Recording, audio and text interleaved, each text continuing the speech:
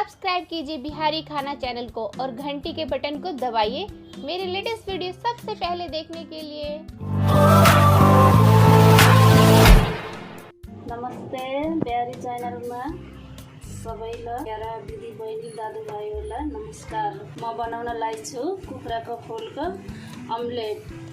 दुईटा मिडियम साइजका प्याज, दुईटा हरियो खुर्सानी, थोड़ी सी धनिया और थोड़ी सी स्वाद अनुसार नुन, थोड़ी सी बेसर हजुरले मिलाउन पनि सक्नुहुन्छ, नमिलाए पनि हुन्छ। थोड़ी सी रातो खुर्सा पाउडर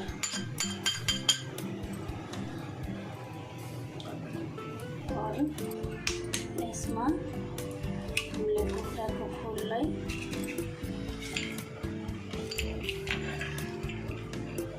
फल्यो 4 कुखुराका फुल,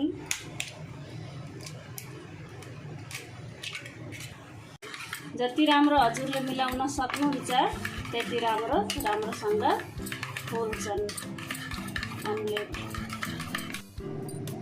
2 चम्चा तेल मैले डाले और अमलेट ये करके एक अमलेट के लगी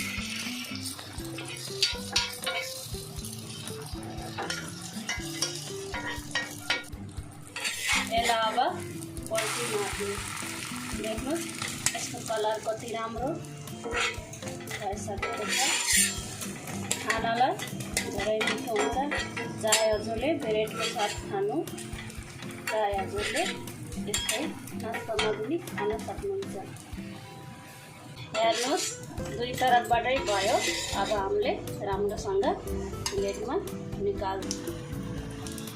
फेरि हामीले दुईटा अर्को पनि यस्तै गरेर बनाउने।